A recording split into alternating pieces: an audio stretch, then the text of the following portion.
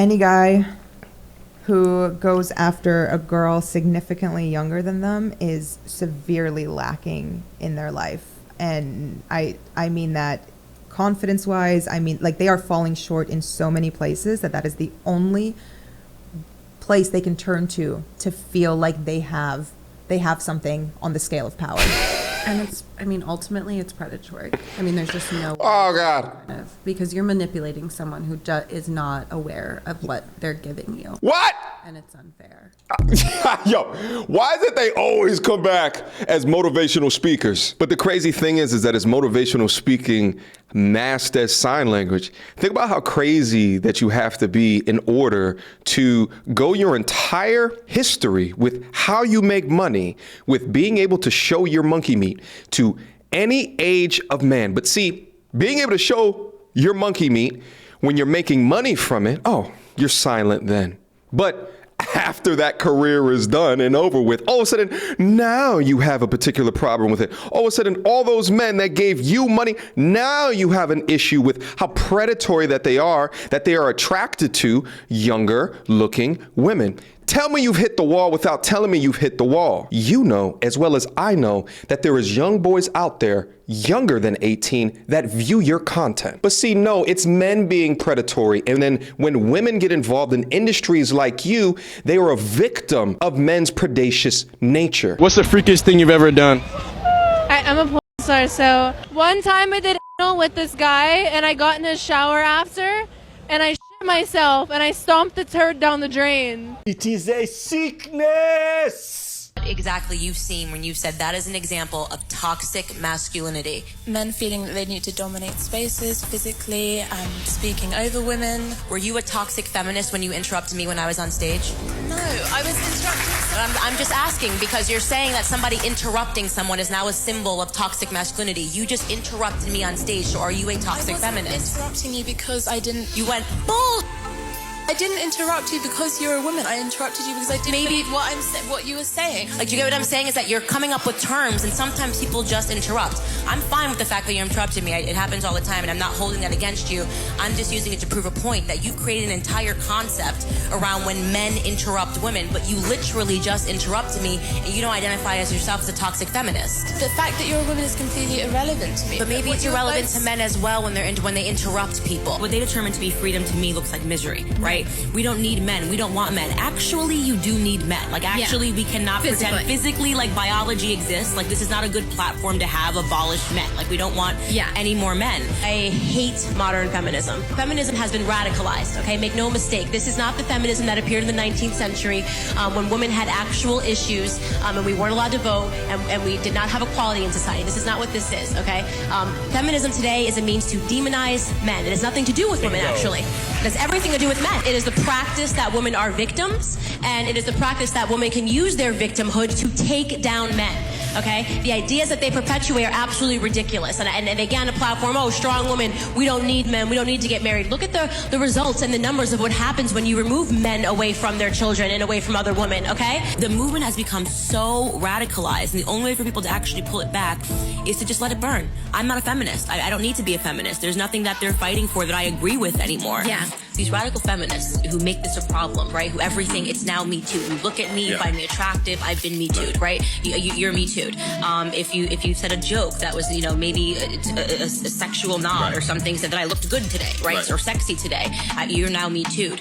The other side of that, though, is that what you're doing is you're turning men sort of into this tail in between the legs dogs. They're trying to emasculate men. But the biological underpinning of this is very interesting, is the feminists don't want that. Go out and be like men, be the most productive that you can be. You should want to work for the next 50 years, provide for your family. You shouldn't do it without a man. Adopt a child. You shouldn't want to pursue marriage. Marriage is bondage. And that's pretty much the scam of and the myth of feminism, right? But at their core, I think all of these women are running around thinking that they just want men to see them, but men don't want these radicalized women that are saying, if we have children, I'm going to let them pick their gender. We now have the social scientific data. Since second wave feminism, since the 1970s, women have become less happy. Not just relative to men, which is also true, but in absolute terms. And the left is shocked by this. They say, no, but now women have all of these new ideologies. Right, and it's making them miserable. maybe something's wrong with that ideology of feminism. Most men will only experience unconditional love from their mothers, and some of us don't even get that. Most of us have never even felt appreciation or respect without conditions or hidden intentions. We don't know what it sounds like to hear, "I see you, and I'm proud of you. I'm glad you're here.